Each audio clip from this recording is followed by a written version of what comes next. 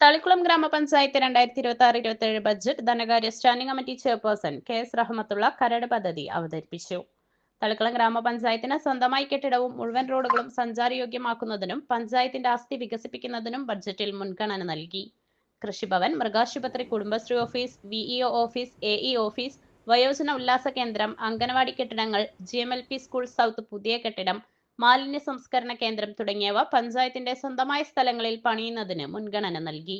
കടൽ, കായൽ ടൂറിസം വർദ്ധിപ്പിക്കുന്നതിനും സ്ത്രീകൾക്ക് തൊഴിൽ മേഖലയിൽ സഹായം നൽകുന്നതിനും പട്ടികജാതി ഉന്നതികളുടെ ഗുണനിലവാരം മെച്ചപ്പെടുത്തുന്നതിനും കുട്ടികളുടെ കലാകായിക വിദ്യാഭ്യാസ രംഗത്തെ വളർച്ചയ്ക്കും മത്സ്യത്തൊഴിലാളി മേഖലയിലും കാർഷിക മേഖലയിലും യുവതി യുവാക്കളുടെ കലാകായിക കഴിവുകൾ പ്രോത്സാഹിപ്പിക്കുന്നതിനും കാർഷിക രംഗത്ത് കാർഷിക സർവകലാശാലയുടെ സഹകരണത്തോടെ പുതിയ പദ്ധതികൾ ആരംഭിക്കുന്നതിനും തളിക്കുളം ഗ്രാമപഞ്ചായത്തിലെ വിദഗ്ധ മേഖലകളിൽ കഴിവ് തെളിയിച്ചിട്ടുള്ള വ്യക്തികളുടെ സഹായത്തോടെ ടൂറിസം വ്യവസായം, കൃഷി, തൊഴിൽ സംരംഭങ്ങൾക്കായുള്ള വിവിധ പരിശീലനങ്ങൾക്ക് മുൻഗണന നൽകുന്ന 2026-27 ബഡ്ജറ്റ് ധനകാര്യ standing committee chairperson KS. Rahmatullah കരട് പദ്ധതി അവതരിപ്പിച്ചു.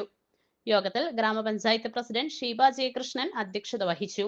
ചർച്ചയിൽ വികസന standing committee chairperson Neena Subhash, ക്ഷേമകാര്യ standing committee chairperson PA Shoukath Ali, ആരോഗ്യ വിദ്യാഭ്യാസ standing committee chairperson Jolly Babu, ward മെമ്പർമാരായ Gopika Ramdas, Sumitha Manikandan, PA Shihab, Babu Vallath, Smith EVS, Shameer Nalakath, Saheeda Siraj, Rasheeda Sainudheen, PS Sulfikar, Sumana Joshi, Mini Ramesh, Smitha Dhananjayan എന്നിവർ പങ്കെടുത്തു.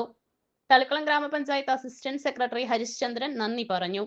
2026-27 വർഷത്തെ പ്രാരംഭ ബാക്കി ഉൾപ്പെടെ വർഷത്തിൽ 30,69 ലക്ഷം രൂപ വരവും 30,04 ലക്ഷം രൂപ ചെലവും 65.25 ലക്ഷം രൂപ നീക്കിയിരിപ്പും പ്രതീക്ഷിക്കുന്ന ബജറ്റാണ് അവതരിപ്പിച്ചത്. മെയിൻ്റനൻസിനുമായി 2,84 ലക്ഷം രൂപ വകയിരുത്തിക്കൊണ്ട് ഈ മേഖലയ്ക്ക് ബജറ്റ് ഊന്നൽ നൽകുന്നു. പഞ്ചായത്തിന് പുതിയ കെട്ടിട നിർമ്മാണത്തിനും പഴയ പഞ്ചായത്ത് കെട്ടിടം പൊളിച്ചു മാറ്റി പ്രസ്തുത സ്ഥലത്ത് കൃഷിഭവൻ, കുടുംബശ്രീ, വെറ്റിനറി ഡിസ്പെൻസറി എന്നിവയ്ക്കായി സ്വന്തമായി കെട്ടിട നിർമ്മാണം നടത്തുവാനും 1.5 കോടി രൂപ ഈ ബഡ്ജറ്റിൽ വകയിരുത്തിയിട്ടുണ്ട്. ഉൽപാദന മേഖലയിൽ 1,18 ലക്ഷം രൂപയും വനിതകളുടെ ക്ഷേമത്തിനായി 35 ലക്ഷവും കുട്ടികൾ, ഭിന്നശേഷി, വയോജനങ്ങൾക്കായി 50 ലക്ഷം രൂപയും പശ്ചാത്തല മേഖലയ്ക്കായി 1,15 ലക്ഷം രൂപയും ആരോഗ്യ മേഖലയ്ക്കായി 79 ലക്ഷം രൂപയും ഈ ബഡ്ജറ്റിൽ വകയിരുത്തിയിട്ടുണ്ട്. 2026-27 സാമ്പത്തിക വർഷം പ്രതീക്ഷിക്കുന്ന വരവുകൾ: 2026-27 സാമ്പത്തിക വർഷത്തിൽ 100% നികുതി പിരിവാണ് പ്രതീക്ഷിക്കുന്നത്.